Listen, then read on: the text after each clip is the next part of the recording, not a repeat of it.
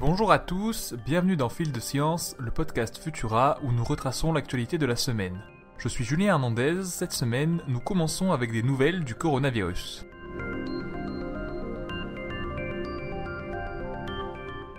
La recherche ne faiblit pas concernant les effets du SARS-CoV-2 sur notre santé. Une collaboration entre plusieurs instituts scientifiques de la ville de Lille a permis d'identifier les dégâts que provoque le virus sur nos cellules endothéliales vasculaires cérébrales. Elles font partie intégrante de notre barrière hémato-encéphalique, cette frontière plus ou moins poreuse entre notre cerveau et le reste de notre organisme. L'une des fonctions principales de ces cellules est d'assurer la bonne intégrité de cette barrière. En réalisant des expériences sur des modèles animaux et sur des cerveaux de patients décédés suite à une infection à SARS-CoV-2, les chercheurs ont observé une nécrose de ces cellules qui mènerait à l'apparition de vaisseaux sanguins fantômes, ou dans un langage plus scientifique, des tissus dépourvus d'une partie de leur structure. Les scientifiques ont découvert cet état de fait et sont allés encore plus loin en identifiant le mécanisme biochimique impliqué. Le génome du SARS-CoV-2 induit la fabrication d'une enzyme par ces cellules qui altèrent une protéine indispensable à leur survie. Les conséquences de ce phénomène à court et surtout à long terme sont pour l'instant incertaines, seules des hypothèses sont avancées par les chercheurs.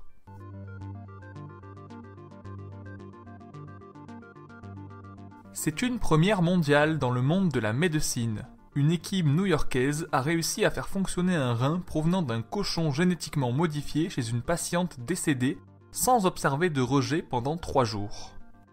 Il a été maintenu en activité à l'extérieur du corps du sujet et a assuré pleinement ses fonctions physiologiques. Une réussite qui pourrait changer le destin des patients en attente de greffe d'organes qui meurent chaque année par manque de greffons disponibles. Si l'expérience est porteuse d'espoir, il faudra s'assurer de sa faisabilité, car la technique utilisée par les chirurgiens est encore obscure, et de son efficacité dans le temps et chez des patients en vie. Aussi, il convient d'interroger l'éthique de ce genre de pratique, ce que nous ferons dans un prochain article que vous pourrez bientôt retrouver sur le site de Futura. Des astronomes tiendraient-ils enfin le marqueur chimique pour identifier les collisions spatiales entre planètes ? Dans le domaine de l'astrophysique, beaucoup d'hypothèses à base de collisions sont avancées pour nous aider à comprendre la formation des corps célestes, comme la Lune par exemple. Grâce à des analyses récentes de la composition chimique d'une étoile, des chercheurs du MIT pensent avoir découvert la preuve d'un tel phénomène. La présence abondante de monoxyde de carbone leur a fait émettre plusieurs hypothèses, mais une seule est concordante avec le faisceau de preuves qu'ils ont réuni. Le monoxyde de carbone aurait été produit par un impact géant, il y a 200 000 ans, à 95 années-lumière de la Terre.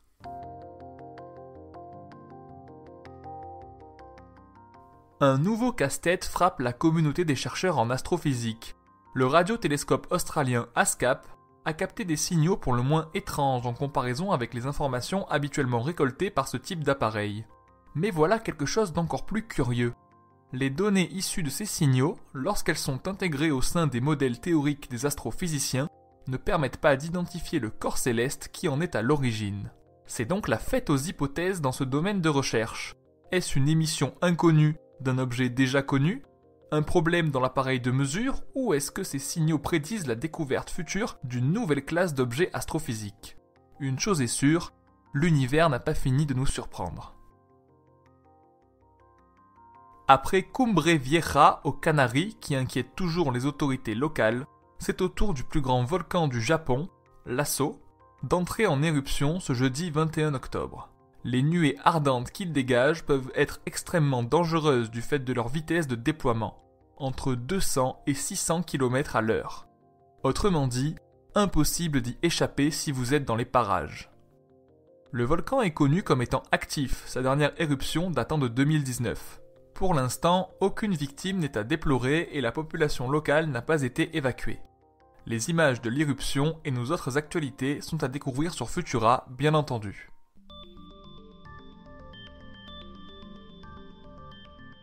Pour ne rien manquer de l'actualité scientifique, rendez-vous sur les plateformes de diffusion pour vous abonner à Fil de Science et à nos autres podcasts. Ne manquez pas notre nouvel épisode de Chasseurs de Sciences consacré à l'extravagant astronome Tycho Brahe, demain, samedi. Si cet épisode vous a plu, n'hésitez pas à nous laisser un commentaire et un like sur Tumult et à nous y poser vos questions. On se retrouve vendredi prochain, à 18h30, avec toujours plus de nouveautés scientifiques. Bon week-end à tous.